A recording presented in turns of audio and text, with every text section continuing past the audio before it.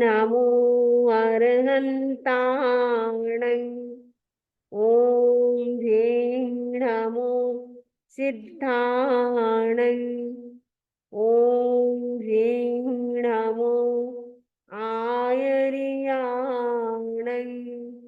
ॐ ह्रीं नमो उवज्झायाणं ॐ ह्रीं नमो लोये सब साहूणं एसो पंचनमुक्कारो सब पावपणासनो मंगलाणंच सव्येसे परमं हवै मंगलम परमं हवै मंगलम।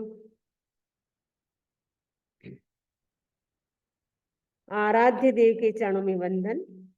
आदरणीय समनी जी, उपस्थित भाइयों तथा बहनों, हमने 9 पदार्थ का विवेचन प्रारंभ किया है। 9 पदार्थ के अंतर्गत तीसरा पदार्थ पुण्य पदार्थ, इस पर हम विवेचन कर रहे हैं। पिछले सेशन में हमने चर्चा की थी पुण्य क्या है, पुण्य से क्या होता है, पुण्य के जो सुख होते हैं वो कैसे होते हैं, उसके बारे में हमने चर्चा की थी। आज हम आगे चर्चा करेंगे। पुण्य तो पुद्गलरी पर जाए छे, जीवरे आए लागे तामरे लाल, ते जीवरे उदे आवे शुभपणे, 300 पुद्गल से पुण्य छे नामरे लाल। पुण्य पदार्थ ओलखो। तो ये जो 9 पदार्थ हैं, इसकी रचना आचार्य भिक्षु ने की थी। तो 9 पदार्थ में पुण्य का जो पदार्थ है वो तीसरे नंबर पे है। तो ये इसमें बता रहे हैं कि पुण्य तो पुद्गल री पर जाए छे, पुण्य है वो पुद्गल की पर्याय है। जीवरे आए लागे तामरे, और जीव के एक जब शुभ प्रवृत्ति करता है इससे शुभ कर्म का बंध हो जाता है। ते जीवरे उदय आवे शुभपणे, और वो जीव को शुभपणे उदय में आता है, यानी शुभ रूप में उदय में आता है। पुद्गल रो पुण्य से नाम रे लाल, इसीलिए पुद्गल का पुण्य नाम है, क्योंकि ये शुभ रूप में उदय में आता है, इसलिए शुभ कर्म को पुण्य कहा गया है। तो पुण्य पदार्थ ओलखो, इसलिए पुण्य पदार्थ को हमें पहचानना चाहिए, जानना चाहिए कि पुण्य क्या है। पुण्य है वो पुद्गल की पर्याय है, और वह आकर जीव के लगता है, वह जीव के शुभ रूप में उदय आता है, इसलिए पुद्गल का पुण्य नाम है। पुण्य पदार्थ को पहचानो। तो पुण्य क्या है, पुद्गल की पर्याय है, क्योंकि जो पुण्य हम देखते हैं, पुण्य के फल हमें किस किस रूप में मिलते हैं। तो पुण्य से हमें सब प्रकार की फैसिलिटी मिलती है। पुण्य के प्रभाव से बंगला अच्छा मिलता है, बच्चे अच्छे मिलते हैं, पत्नी पति, ये सारे जो शुभ संयोग होते हैं, इसका मतलब है पुण्य का उदय है। यदि उसके विपरीत हमें योग मिलते हैं, इसका मतलब है पुण्य का अभी उदय नहीं है। कई लोग बोलते हैं हमारे मकान नहीं है, बंगला नहीं है, इसका मतलब है अभी तक उनके पुण्य का उदय नहीं है। पत्नी भी उनके अनुकूल नहीं होती है, बच्चे भी नहीं होते हैं, इसका मतलब है पुण्य का उदय नहीं है। पुण्य का जब उदय होता है तो सारे संयोग शुभ रूप में, अच्छे रूप में होते हैं। तो पुण्य पुद्गल की पर्याय है। जैसे तिल और तेल में क्या होता है, तिल होता है, घी और दूध और धातु और मिट्टी जैसे एक मेक होते हैं, वो हमें पता नहीं चलता है।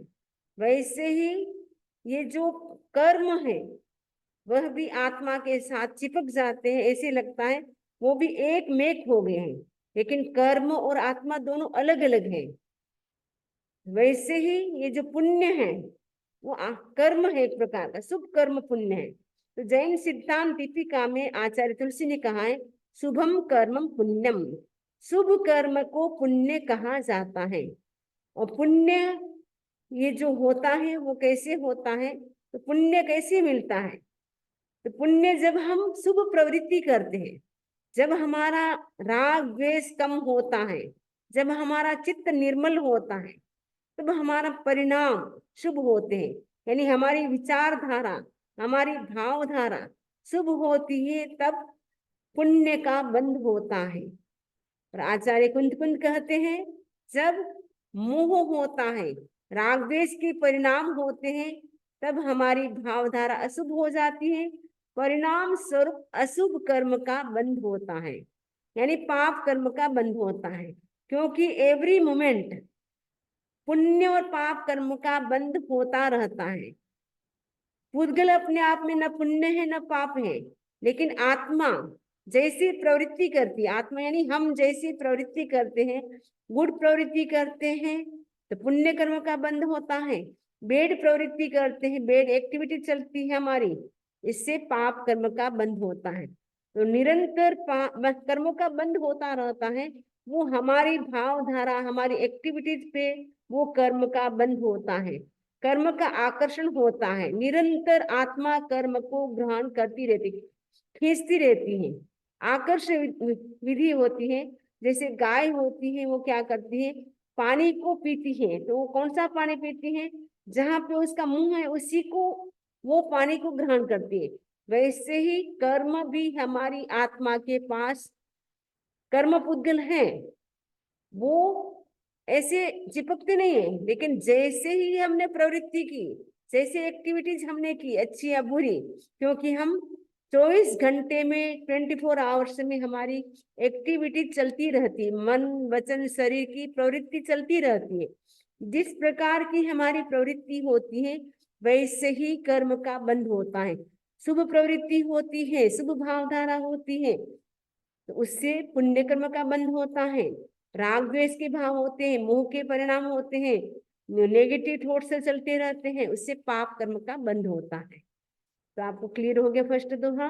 सेकंड है, चार कर्म थे एकांत पाप छे, चार कर्म छे पुण्य ने पाप हो लाल, पुण्य कर्म थी जीव ने साता हुए, फिर न हुए संताप हो लाल। ये जो 8 कर्म है, 8 कर्म कौन कौन से हैं, ज्ञानावरणीय, दर्शनावरणीय, वेदनीय, मोहनीय, आयुष्य, नाम, गोत्र और अंतराय, ये 8 कर्म है। 8 कर्मों में से पुण्य कर्म कितने हैं और पाप कर्म कितने हैं, इसमें ये बताया जा रहा है। इस दोहे में ये बताया जा रहा है कि 4 कर्म है वो एकांत पाप है, 8 कर्मों में से 4 कर्म है वो एकांत पाप है।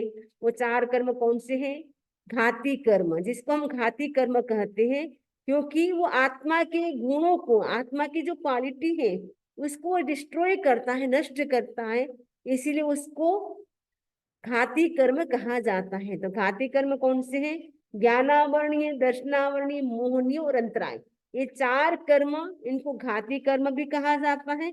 ये 4 कर्म एकांत पाप है, यानी इससे एकांत पाप का बंध होता है, इससे पुण्य का बंध बिल्कुल भी नहीं होता है। शेष जो 4 कर्म है वो पुण्य रूप में भी है और पाप रूप में भी है। जैसे नाम कर्म है, शुभ नाम भी होता है, अशुभ नाम भी होता है। जब शुभ नाम कर्म का उदय होता है तब हमारा बॉडी का स्ट्रक्चर बहुत अच्छा मिलता है, यानी शुभ नाम कर्म का उदय होता है, हमारी वॉइस बहुत अच्छी होती है। शुभ नाम कर्म का उदय होता है तो हमारे 5 इंद्रियां हैं बहुत ही अच्छी होती है, हाइट, बॉडी, कलर, सब फैसिलिटी, सब प्रकार के शरीर का स्ट्रक्चर भी अच्छा होता है और सब प्रकार की फैसिलिटी भी होती है। तो सब पुण्य कर्म यानी शुभ नाम कर्म का उदय होता है तब हमें गति, जाति, शरीर, इन सब की प्राप्ति शुभ रूप में होती है। तो नाम कर्म भी 2 प्रकार का है, शुभ नाम कर्म और अशुभ नाम कर्म। जब अशुभ नाम कर्म का उदय होता है तब बॉडी का स्ट्रक्चर भी अच्छा नहीं होता है और किसी भी प्रकार की उसको फैसिलिटी नहीं मिलेगी, गति मिलेगी तो भी सुगति नहीं मिलेगी, उसको दुर्गति मिलेगी। अशुभ नाम कर्म का उदय होगा तो जाति भी अच्छी नहीं मिलेगी, कुल भी अच्छा नहीं मिलेगा। यानी अशुभ नाम कर्म का उदय होता है तब उसको सब ही प्रतिकूल मिलता है, और जब शुभ नाम कर्म का उदय होता है तब सब प्रकार की उसको सुविधाएं मिलती हैं, प्लस उनका बॉडी स्ट्रक्चर भी अच्छा होता है। तो नाम कर्म भी 2 प्रकार का होता है, शुभ नाम कर्म और अशुभ नाम कर्म। इसी प्रकार आयुष्य भी दो प्रकार का होता है, शुभ आयुष्य और अशुभ आयुष्य। तो शुभ आयुष्य कौन सा है और अशुभ आयुष्य कौन सा है? मनुष्य गति और देव गति, इनके लिए कहा जाती है दो आयुष्य है वो शुभ आयुष्य है, और जो तिरंज गति है, नरक गति है, उनको अशुभ आयुष्य कहा जाता है, यानी वो दुर्गति है, इसीलिए इनका आयुष्य अच्छा नहीं माना जाता है। तो आयुष्य भी दो प्रकार का होता है, शुभ आयुष्य और अशुभ आयुष्य।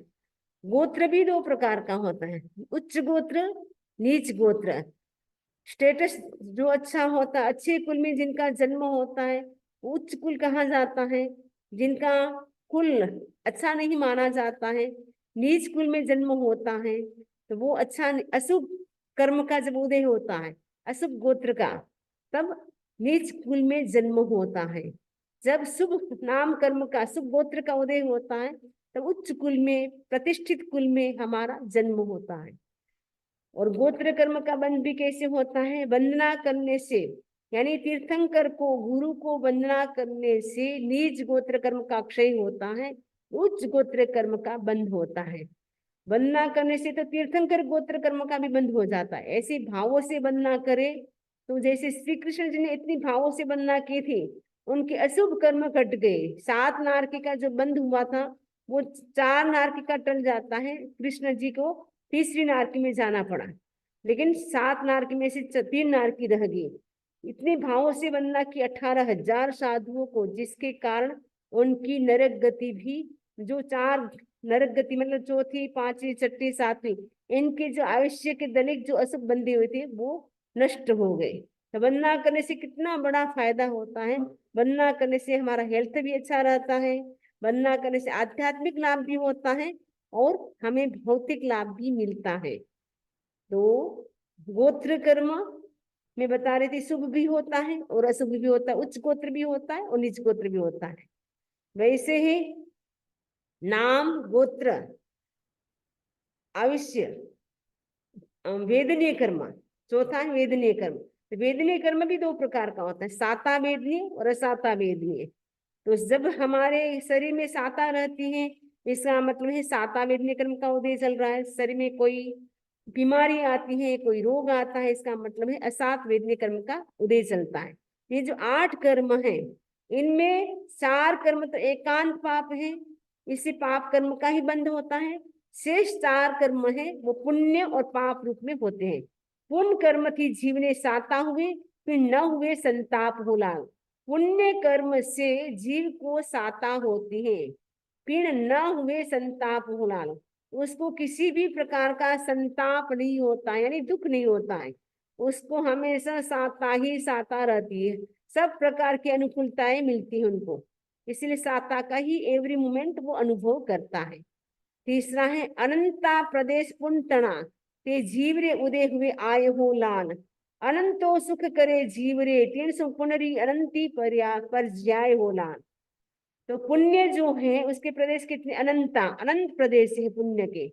जीवरे उदय आवे हो लाल, और जीव के भी जब उदय में आते हैं तो वो क्या करते हैं? अनंत सुख को उत्पन्न करता है, यानी अनंत सुख को देता है।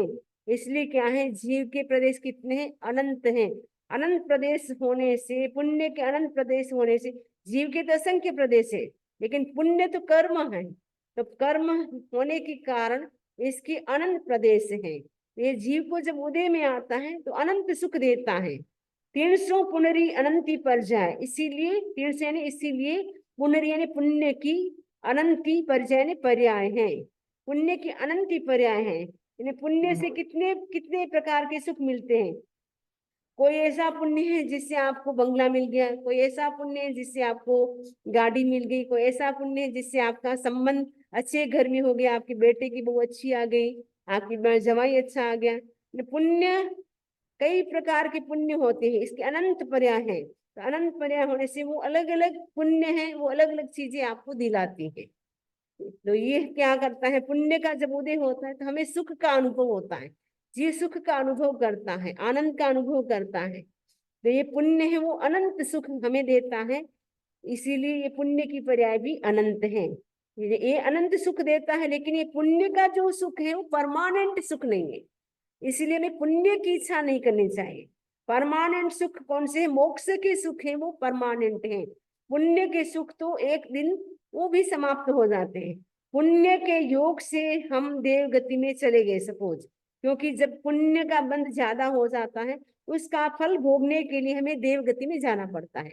देव गति के आपने पुण्य का योग मिला तो आप देव गति में गए, और देव गति में इतने सारे आपने सुख सुविधा भोगी, भोग विलास किए, पुण्य सारे खर्च हो गए, तो आयुष्य आपका समाप्त हो गया, तो वापस आपको नीचे आना पड़ेगा। आप उन काम भोगों में उलझे रहे, उनमें अटैच हो गए, वापस आपको देव बन गए, उसके बाद आपको वापस प्लांट भी बन सकते हैं, वाटर भी बन सकते हैं, स्टोन भी बन सकते हैं, तिरंज गति में भी देव जा सकते हैं। और जो काम भोगों में अटैच नहीं होते हैं, अनासक्त रहते हैं, वे सम्यक देव होते हैं, वो मर करके मनुष्य बन जाते हैं। तो वो वापस मनुष्य भाव मिलने के बाद वो दीक्षा लेते हैं और उनका मोक्ष भी हो जाता है। लेकिन वहां के पुण्य के जो इतने सुख होते देवता के, उनमें वो उलझ जाते हैं, तो वो सुख भी उनके दुख के कारण बन जाते हैं, जिसके कारण उनकी गति नीची हो जाती है। तो पुण्य के सुख हैं वो अनंत हैं, और इसीलिए पुण्य की पर्याय भी अनंत है। निर्बध जोग जोग बरते जब जीव रे, शुभ पणे लागे पुद्गल ताम हो लाल। त्या पुद्गल तना छे जू जुआ गुण, परिणामे त्यारा नाम हो लाल। यानी ये जो पुण्य है उसका बंध कैसे होता है? निर्बद्ध जोग बरते जब जीव रे, जब जीव के निर्बद्ध योग चलता है, निर्बद्ध यानी पाप रहित प्रवृत्ति जब हम करते हैं, पाप रहित जब एक्टिविटीज हम करते हैं मन वचन और शरीर की, मन से भी हम निर्बद्ध प्रवृत्ति करते हैं, यानी किसी भी प्रकार का पाप का भाव नहीं, यानी शुभ भाव होता है मन का, वचन का, शरीर का। निर्बद्ध का मतलब है पाप रहित प्रवृत्ति, पाप रहित योग। योग भी दो प्रकार का होता है, शुभ योग और अशुभ योग। जब हमारे शुभ योग होते हैं, शुभ योग किसके? मन वचन और काया के। जब ये शुभ योग चलते हैं, शुभ परिणाम चलते हैं, शुभ भाव चलते हैं, तो वो निर्बद्ध कहे जाते हैं। और निर्बद्ध होने से क्या होता है? शुभ कर्म का बंध होता है। शुभ पणे लाले पुद्गल ताम, तो शुभ रूप में पुद्गल हम अट्रैक्ट करते हैं। आत्मा हमारी शुभ रूप में कर्म पुद्गल को ग्रहण करती है, क्योंकि कर्म जो पुद्गल है वो हमारी आत्मा के पास ही आत्मा के पास ही पड़े हुए हैं। और लेकिन वो अपने आप में वो नहीं चिपकते, जैसे हम प्रवृत्ति करते उसके आधार पर वो चिपकते जाते हैं। निरंतर कर्म ग्रहण करते रहते हैं, निरंतर कर्म का बंधन जीव के होता रहता है। ऐसा कोई संसारी जीव नहीं जिसके कर्म का बंध न होता हो। प्रत्येक संसारी जीव को प्रति क्षण, एवरी मोमेंट 7-8 कर्मों का बंध होता है। तो ये है जो जब निर्बद्ध योग चलता है, अच्छा योग चलता है, पाप रहित हमारी एक्टिविटीज होती है, तब शुभ कर्म का बंध होता है। क्या पुद्गल तणाछे जूझवाना, इसलिए पुद्गल के भी अलग अलग नाम है। उनके जो गुण हैं, उनकी क्वालिटी है, उनके परिणाम है, उनके आधार पे पुद्गल के भी अलग अलग नाम है। जब जीव के निर्बद्ध योग का प्रवर्तन होता है तो उसके शुभ रूप में पुद्गलों का बंध होता है। उन पुद्गलों के गुणानुसार अलग अलग नाम है। यानी जब हम पाप रहित प्रवृत्ति करेंगे, शुभ प्रवृत्ति यानी सामायिक करते हैं, प्रतिक्रमण करते हैं, माला करते हैं, भगवान को गुरु को वंदना करते हैं, ये सारी शुभ प्रवृत्ति है। अपने हाथ से हम साधु संतों को दान देते हैं, ये सारी शुभ प्रवृत्ति है। जब हमारी शुभ प्रवृत्ति चलती है, पाप रहित प्रवृत्ति चलती है, तब पुण्य का बंध होता है। ये भी अलग अलग उनके नाम, गुण के अनुसार उनके परिणाम भी होते हैं। तब कैसे होते आगे बता रहे हैं। साता वेदनीय पणे परणम्या, साता पणे उदी आवे ताम हो लाल। ते सुख साता करे जीव ने, तेसु साता वेदनी दियो नाम हो। ये जो पुण्य का बंध जब होता है तो किस रूप में हमें फल मिलता है उसका, बोलते हैं साता वेदनीय पणे परणम्या। जब साता वेदनीय के रूप में वो पुद्गल जो बंध गए, शुभ कर्म का बंध हुआ, वो साता वेदनीय के रूप में जब परिणत होते हैं, कन्वर्ट होता है साता वेदनीय के रूप में, तब हमारे शरीर में साता होती है। वो साता रूप में हमें फल मिलता है, वो उदय में आता है, वो साता रूप में होता है। यानी शरीर में साता रहती है, घर में शांति रहती, पीस एवरी मोमेंट। घर में भी एनवायरमेंट इतना पीसफुल होता है, शरीर में भी इतनी शांति होती है, साता होती है। इसका मतलब है 7 वेदनीय कर्म का उदय है। तो वो शुभ कर्म जो बंधा था, हमने जो अच्छी प्रवृत्ति की थी, उससे जो शुभ कर्म का बंधन हुआ था, वो साता वेदनी के रूप में कन्वर्ट हो गया। इसीलिए हमें क्या है, साता रूप में ही वो उदय में आता है। ते सुख साता करे जीव ने, वो क्या करता है, शरीर में साता करता है, जीव को वो साता देता है। 300 साता वेदनीय जीव नाम, इसीलिए उनका नाम क्या दिया, साता वेदनीय नाम दिया। तो किसी को हम साता देते हैं तो हमें भी साता मिलती है, किसी को हम असाता देते हैं, कष्ट देते हैं, दुख देते हैं, तो हमें भी असाता मिलती है। इसीलिए कभी भी हमें किसी को असाता नहीं देनी चाहिए, किसी को दुख नहीं देना चाहिए। दुख देने से दुख मिलता है, असाता देने से असाता मिलती है। सुख देने से सुख मिलता है, साता देने से साता मिलती है। यदि हम किसी की सेवा करते हैं, उनके शरीर उनको साता पहुंचती है हमारे निमित्त से, तो 7 वेदनीय कर्म का बंध होता है। यदि हम उनको जरूरत है सेवा की, फिर भी हम नहीं करते हैं, उनको बड़ा कष्ट होता है। देखो, हमारे घर में बहू बेटे हैं, लेकिन हमें पूछते भी नहीं है वो कैसे हैं, उनके अंदर से वो दुराशिष निकलते हैं। और फिर इसके कारण क्या है, अशुभ कर्म का बंध होता है। फिर हमारे शरीर में भी असाता ही असाता रहती है। कई व्यक्ति कहते हैं स्वामी जी, एक बीमारी ठीक नहीं होती, दूसरी आ जाती है, दूसरी नहीं होती, तीसरी आ जाती है, कभी दवा छूटती नहीं है, निरंतर कुछ न कुछ चलता ही रहता है, शरीर में साता रहती नहीं है। और घर के संयोग भी इतने अनुकूल नहीं है, वो भी हमारे पे ध्यान नहीं देते। इससे ये सिद्ध होता है कि हमारे असात वेदनीय कर्म का बंध चल रहा है, क्योंकि हमने शुभ योग नहीं किए, शुभ प्रवृत्ति नहीं की, इसलिए असाता असाता शरीर में आ रही है। पूतगल परण्य शुभ आवखा पड़े, घणो रह्यो पाछे तीन ठाम हो लाल, जाने जीविए पिण न मर्जिए, शुभ आवखो तीन रो नाम हो लाल। ये जो पुण्य का हमने बंद किया, वो आयुष्य के रूप में भी होता है, वो शुभ आयुष्य के रूप में कन्वर्ट हो जाता है। तो शुभ आयुष्य के रूप में जब होता है पुण्य का उदय, तब जीव क्या चाहता है, घणो रहणो माची तीन ठाम, वो ज्यादा समय, घणो में नहीं ज्यादा समय वहां रहना चाहता है। वो चाहता है कि जाने जीवे, ऐसा सोचता है कि हमेशा जीवित रहूं, फिर न मर जिए, कभी मरूं नहीं। उसको लगता है कि लंबा आयुष्य मिल जाए, हमेशा मैं यही रहूं, क्योंकि इतना शुभ आयुष्य है, सब प्रकार का मुझे आनंद ही आनंद है, साता ही साता है। वो मरना नहीं चाहता है। शुभ आव को तीणरो नाम हो, शुभ आयुष्य होने से वो जीने की इच्छा करता है, मरने की इच्छा नहीं करता, इसलिए उसका नाम क्या है, शुभ आयुष्य है। शुभ आयुष्य कर्म का बंध कैसे होता है, साधु संतों को हम जो दान देते हैं, वो शुद्ध दान देते हैं, तो उससे हमारे शुभ आयुष्य कर्म का, लंबा आयुष्य कर्म का बंध होता है। यदि हम अशुद्ध दान देते हैं, तो अशुभ आयुष्य कर्म का और छोटे आयुष्य का बंध होता है। इसलिए साधु संतों को जो दान दे, वो शुद्ध दान देना चाहिए। शुद्ध दान देने से लंबा आयुष्य का बंध होता है, शुभ दीर्घ आयुष्य का बंध होता है, ऐसा ठाणम सूत्र में बताया गया है। और किसी जीवों की हिंसा करते हैं, तो उससे भी हमारा अशुभ आयुष्य कर्म का बंध होता है। उसके स्थान पर हम जीवों की दया करते हैं, यानी सकाए जीवों की हम रक्षा करते हैं। अपनी ओर से हम किसी जीव को मारते नहीं है, न उनको हम कोई कष्ट देते अपनी ओर से, तो उससे हमारे शुभ आयुष्य कर्म का बंध होता है। दीर्घ आयुष्य और शुभ आयुष्य कर्म का बंध होता है, और आयुष्य भी शुभ होगा, और उसके शरीर में साता रहेगी, यानी किसी भी प्रकार का शरीर में कोई कष्ट नहीं होगा, रोग नहीं होगा, और आयुष्य भी लंबा होगा, शुभ होगा, अहिंसा का पालन करने से। तो इसलिए हम डे टू डे लाइफ में कितना हम अहिंसा का पालन करते, वो भी ध्यान देना। अनावश्यक हम हिंसा ना करें, अनावश्यक हिंसा से हम बचने का प्रयास करें। पानी भी हम कम गिराएं, और वनस्पति का छेदन भेदन भी जितना आपको सब्जी जरूरत है उतना करें, अनावश्यक न करें।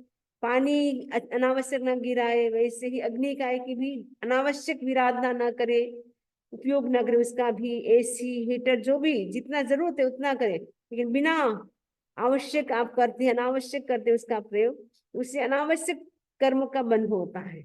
इसलिए हमें क्या करना है, कोई भी जीव मरना नहीं चाहता, सब जीव जीना चाहता है। इसलिए हम अपनी ओर से किसी को सताए नहीं, मारे नहीं, उनको पीड़ा ना दे, कष्ट न दे। अपनी ओर से किसी भी प्रकार के उनको गाली गलौज या तो देते नहीं, पर अपनी ओर से उनको ऐसे शब्द न बोले जिससे सामने वाले व्यक्ति को हर्ट हो। तो हमें क्या करना है, शुभ आयुष्य कर्म का बंध कैसे होता है, अहिंसा का पालन करने से, शुद्ध साधु को दान देने से शुभ और दीर्घ आयुष्य का बंध होता है। कई देवता ने कई मिनख ने शुभ आउखो पुनः ताही हो लाल, जुगलिया तिरंचरो आउखो दिसे छे पुनरे माही उलाल। तो आयुष्य शुभ किसका माना जाता है, जो कुछ देवता होते हैं। सारे देवता का आयुष्य शुभ होता है ऐसा जरूर नहीं है, अपना साधना नहीं करते। लेकिन देवता में भी कैटेगरी होती है, 4 प्रकार की कैटेगरी होती है, भवनपति, व्यंतर, ज्योतिष और वैमानिक। ये 4 प्रकार की कैटेगरी होती है। उसमें से जो वैमानिक देव होते हैं उनका आयुष्य शुभ माना जाता है, वैमानिक देव का आयुष्य शुभ माना जाता है। और अनुत्तर विमान के देव हैं उनका भी शुभ होता है। वैमानिक देव हैं यानी पहले देवलोक से लेकर के अनुत्तर विमान तक, सर्वार्थ सिद्ध विमान तक के जो देवता है उन सब का आयुष्य शुभ माना जाता है। तो देवता का भी आयुष्य शुभ होता है। और कुछ मनुष्य ऐसे ही होते हैं जिनका आयुष्य भी शुभ होता है। हम देखते हैं कुछ मनुष्य ऐसे होते हैं निरंतर सुख का ही अनुभव करते हैं, मतलब जन्म से लेकर के ओल्ड एज भी आ गई तो भी उनके जीवन में कोई कष्ट नहीं आया, कोई असहायता नहीं हुई। हर प्रकार की फैसिलिटी, सब प्रकार की सुख सुविधा उनके घर में है। शरीर भी बहुत ही अनुकूल है, साताकारी है, ब्लड प्रेशर भी नॉर्मल है, डायबिटीज नहीं है, कुछ भी नहीं, एकदम शरीर पूर्ण रूप से ओल्ड एज होने पर भी सब प्रकार का उनके शरीर में साता है। इससे मतलब है इनका आयुष्य बहुत शुभ बंधा हुआ है और लंबा भी है। तो कुछ देवता के भी आयुष्य शुभ होता है, कुछ देवताओं का, तो कुछ मनुष्य का आयुष्य भी शुभ होता है। ये पुण्य से शुभ आयुष्य का आयुष्य मिलता है। और देवता भी पुण्य का योग होता है तब देवता मनते हैं पुण्य का भोग करने के लिए। जो इसमें से कुछ जो जुगली जुगलिया में नहीं, कुछ योगलिक होते हैं, जो योगलिक होते हैं उनका आयुष्य भी शुभ माना जाता है। जुगलिया तिरंच जो तिरंच जुगल योगलिक होते हैं और मनुष्य योगलिक होते हैं उनका आयुष्य भी शुभ माना जाता है। क्योंकि योगलिक होते हैं वो अपने जीवन में न धर्म करते हैं न पाप करते हैं, इतना पुण्य का उनके उदय होता है, उनको कुछ करना ही नहीं पड़ता है। कल्प वृक्ष के माध्यम से उनकी सारी इच्छाएं पूर्ण हो जाती हैं। इसलिए योगलिकों का आयुष्य, और तिरंच योगलिक होते हैं उस समय के, वो भी हाथी घोड़ा जो भी होते हैं उनका आयुष्य भी शुभ माना जाता है। योगलिक जो होते हैं मनुष्य तो उनका आयुष्य शुभ है ही, योगलिक मनुष्य का, लेकिन तिरंच योगलिक के उनका भी आयुष्य शुभ होता है। मरने के बाद वो देव गति में ही जाते हैं, नरक गति में वो नहीं जाते हैं। इसलिए योगलिकों का आयुष्य भी शुभ माना जाता है। शुभ नाम पणे आए परम्या ते उदय आवे जीवरे ताही हो लाल, अनेक वाना शुद्ध हुए ते सु नाम कर्म कहा जिन राय हो लाल। शुभ नाम कर्म का जब वो पुण्य कर्म है शुभ नाम के रूप में परिणत होता है तब क्या होता है, उदय आवे जीव रहता ही, और तब वो उसका उदय यानी उसका जब फल मिलता है तब क्या है, अनेक वाना शुद्ध हुए थे सो, उससे क्या है अनेक बातें हैं शुद्ध हो जाती हैं। नाम कर्म करो जिन राय हो लाल, और इसलिए जिन भगवान ने इसको शुभ नाम कर्म कहा है। जो कर्म शुभ नाम रूप में परिणत होते हैं तथा विपाक अवस्था में शुभ नाम रूप से उदय में आते हैं, उनसे अनेक बातें शुद्ध होती हैं। इसलिए जिनेश्वर भगवान ने इसको शुभ नाम कर्म कहा है। शुभ नाम कर्म का उदय होगा तो गति भी अच्छी मिलेगी, जाति भी अच्छी मिलेगी, शरीर भी अच्छा मिलेगा, और जो इंद्रियां भी हैं हमारी 5 इंद्रिय वो भी परफेक्ट मिलेगी। यानी नाम कर्म का उदय होता है सब कुछ अच्छा ही अच्छा मिलता है, इसलिए शुभ नाम कर्म है। ये जो पुण्य हमने जो शुभ प्रवृत्ति की, निर्वध्य प्रवृत्ति की, पाप रहित प्रवृत्ति की, उसी पुण्य कर्म का जो बंध हुआ वो किस किस रूप में उदय में हो रहा, उसका परिणाम यानी उसका रिजल्ट किस किस रूप में हो रहा है, वो साता वेदने के रूप में और शुभ नाम कर्म के रूप में, शुभ आयुष्य के रूप में वो उसका फल हमें मिलता है। शुभ आवखारा मिनख ने देवता त्यारी गति ने आणु पूरी शुद्ध बोलान, के जीव पंचेंद्री निपुण पंचेंद्री विशुद्ध छे त्यारी जात पिण पुनः विशुद्ध हो लाल। शुभ आवखारा मिनखने देवता ने शुभ आयुष्य वाले मनुष्य देवता है। आवखा का मतलब आयुष्य वाले, मिनख यानी मनुष्य। शुभ आयुष्य वाले मनुष्य और देवता है। त्यारी गति ने आनुपूर्वी शुभ हो लाल। उनकी जो आनुपूर्वी है, आनुपूर्वी एक नाम है, शुभ नाम कर्म का एक प्रकार है आनुपूर्वी शुभ नाम। तो आनुपूर्वी भी उनका शुभ होता है। कई जीव पंचेंद्र विशुद्ध छे और कई पंचेंद्र जीव विशुद्ध होते हैं। उनकी जाति भी पुण्य और विशुद्ध होती है। उनकी जाति भी पुण्य और विशुद्ध होती है। जो कोई पंचेंद्रीय जीव है वो बहुत विशुद्ध है, पवित्र है, तो उनकी जाति भी विशुद्ध होती है, यानी अच्छी जाति मिलती है और अच्छा शुभ आयुष्य मिलता है। इसका मतलब है वो पुण्य का उदय है। पुण्य के उदय से आयुष्य भी शुभ मिलता है और जाति भी शुभ मिलती है, शरीर भी अच्छा मिलता है। ये सब पुण्य का उदय है। तो शुभ आयुष्य वाले मनुष्य और देवताओं को आनुपूर्वी जो उनकी होती है, आनुपूर्वी वो भी शुभ होती है। और कुछ जीव पंचेंद्रिय होते हैं वो भी विशुद्ध होते हैं और उनकी जाति भी विशुद्ध होती है। 5 शरीर से शुद्ध निर्मला त्यारा निर्मला तीन उपंग हो लाल। ते पामे शुभ नाम उदय हुआ। शरीर ने उपंग सुचंग हो लाल। ये 5 शरीर है। शरीर कौन कितने हैं? 5 हैं। 5 कौन कौन से शरीर हैं? औदारिक, वैक्रिय, आहारक, तेजस और कार्म। ये 5 शरीर हैं। इसमें से जो शुभ अंग है, इसका मतलब शुभ अंग हमें मिलते हैं, यानी हमारे आंखें, कान, नाक सब परफेक्ट है, हाथ पैर। इसका मतलब है शुभ नाम कर्म का उदय है। शुभ शरीर ना, ये शरीर भी हमें नाम कर्म, शुभ नाम कर्म का उदय होता है, तब शरीर भी हमें परफेक्ट मिलता है। 5 शरीर से शुद्ध निर्मला, शुद्ध निर्मल 5 शरीर और इन शरीरों के 3 निर्मल उपांग, ये सब शुभ नाम कर्म के उदय से प्राप्त होते हैं। सुंदर शरीर और उपांग इसी से होते हैं। जो सुंदर शरीर किसी किसी का बहुत होता है और उनके अंग भी बहुत सुंदर होते हैं, इसका मतलब है शुभ नाम कर्म का उदय होता है, तब ये सब कुछ मिलता है। 5 शरीर से शुद्ध निर्मल तारा निर्मला 3 उपांग हो, उनके 3 उपांग है वो शुद्ध अच्छे माने जाते हैं। ते पामे शुभ नाम उदय हुआ, और वो उनकी प्राप्ति, शुभ अंगों की प्राप्ति भी शुभ नाम कर्म का जब उदय होता है तब होती है।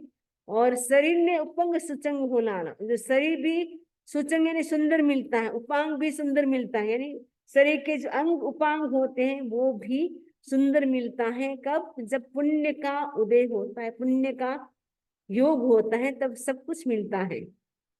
पेला संघन ना रूड़ा साड से, पेलो संठान रूड़े आकार होला।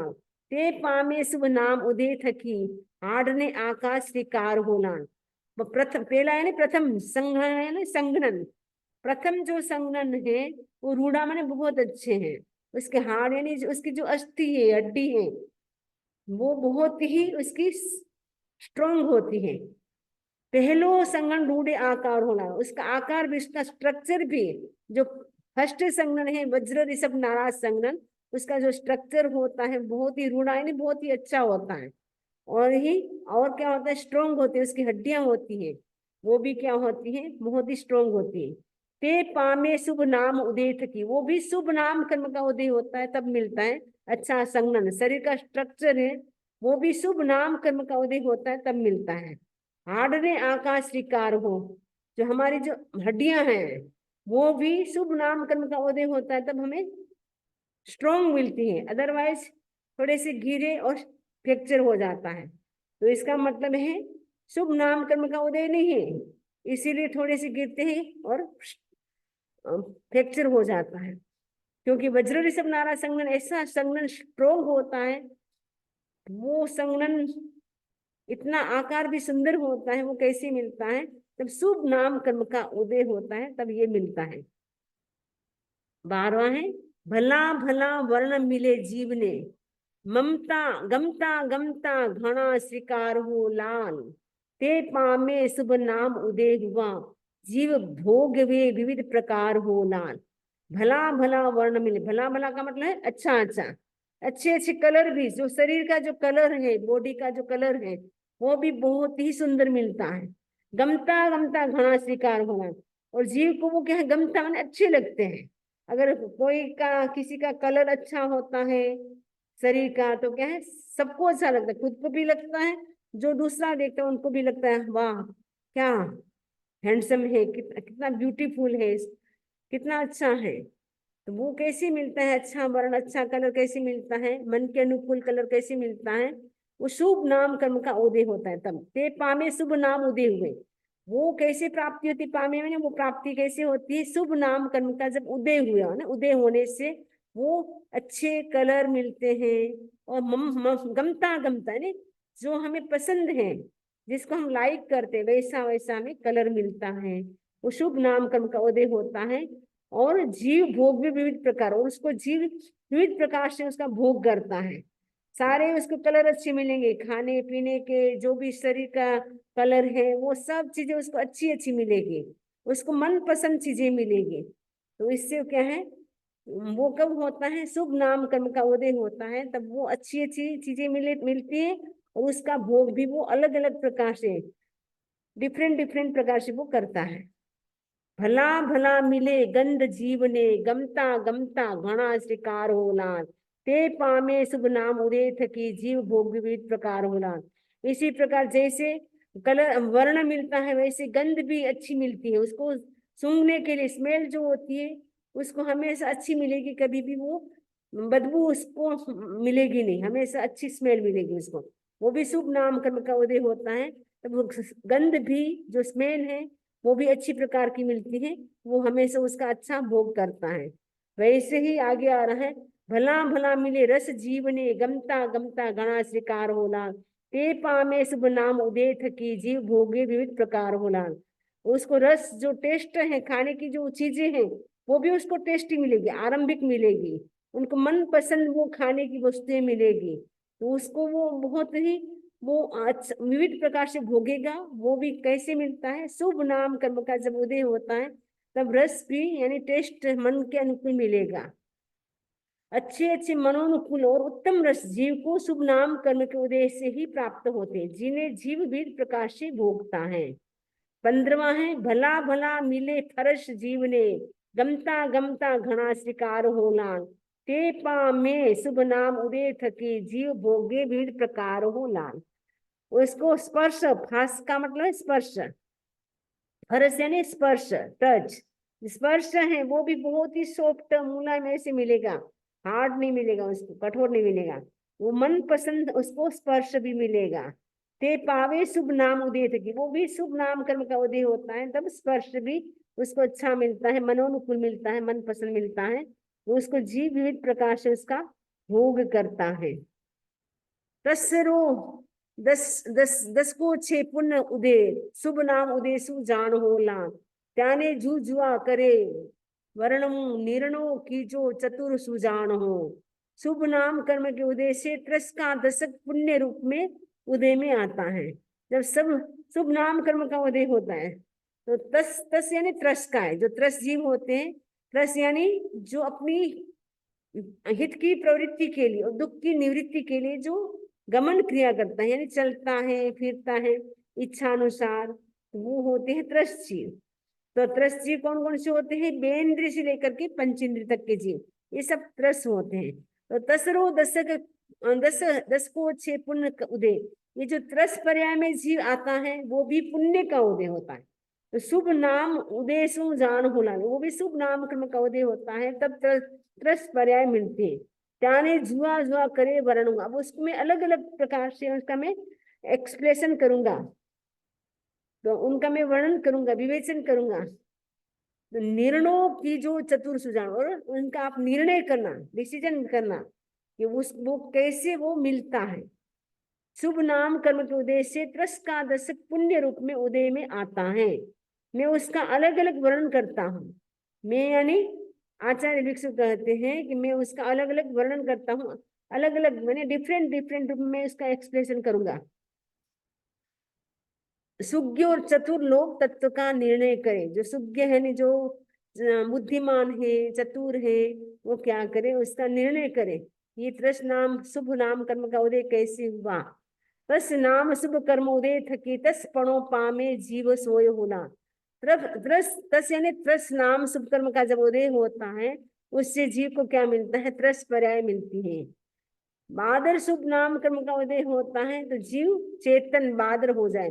बादर शुभ नाम कर्म का उदय होता है तब जीव बादर बन जाता है। त्रस नाम कर्म का शुभ उदय होता है तब जीव त्रस बन जाता है। तो बादर का मतलब है जो दिखाई देता है वो बादर होता है, जो सूक्ष्म होता है वो हमें दिखाई नहीं देता है। बादर यानी स्थूल, जो हमें दिखाई देता है वो बादर। तो बादर और त्रस ये दोनों जो बनते हैं जीव, वो शुभ नाम कर्म का जब उदय होता है तब उस बादर भी बनता है और त्रस भी बनता है। हम बादर भी हैं, हम त्रस भी हैं, इसका मतलब है हमें भी शुभ नाम कर्म का उदय है। प्रत्येक शुभ नाम उदय हुआ, प्रत्येक शरीर जीव थाय हो लाल। प्रजापता शुभ नाम थी, प्रजापतो हो जाए हो लाल।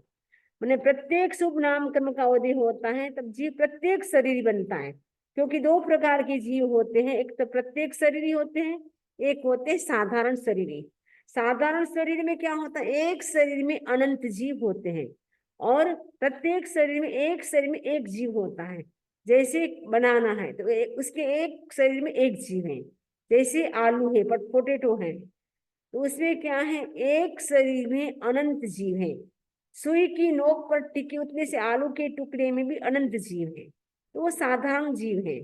तो प्रत्येक जो बनते हैं जीव, वो भी शुभ नाम कर्म का उदय होता है तब उसको प्रत्येक शरीर मिलता है।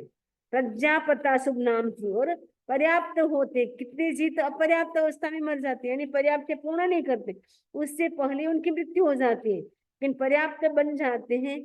प्रजापत हो जाए हो लाना, जो पर्याप्त हो जाता है वो भी शुभ नाम कर्म का उदय है। प्रत्येक शुभ नाम कर्म के उदय से जीव प्रत्येक शरीर ही होता है। पर्याप्त शुभ नाम कर्म से जीव पर्याप्त होता है। जब पर्याप्त शुभ नाम कर्म का उदय होता है तब जीव पर्याप्त होता है, अदरवाइज वो अपर्याप्त अवस्था में ही मृत्यु हो जाती है। शुभ स्थिर नाम कर्म उदय थके, शरीर न अवे दृढ़ थाय हो लान।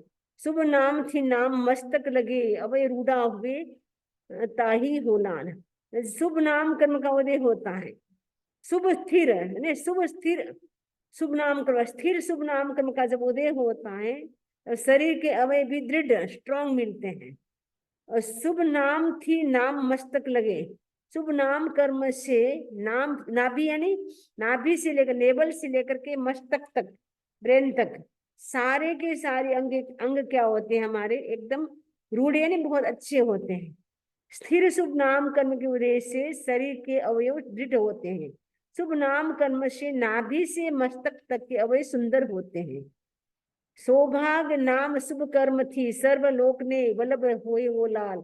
सुस्वर शुभ नाम कर्म सो, सुस्वर कंठ मीठो हुए हो सोए हो लाल।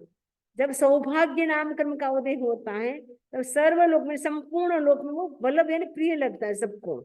सुस्वर शुभ नाम कर्म उदय, सुस्वर शुभ नाम कर्म का जब उदय होता है, कंठ उसको बहुत अच्छा है, नहीं इसका गाना सिंगर होता है मेडोलियस, वो बहुत ही सुंदर गाता है। जैसे लता मंगेशकर थी, वो बहुत सुंदर गाती थी, वैसे ही जब सुस्वर नाम कर्म का उदय होता है तो हमारा कंठ है, यानी हमारी वॉइस है, बहुत ही मेलोडियस होती है, सुंदर होती है, स्वीट होती है, सबको अच्छी लगती है।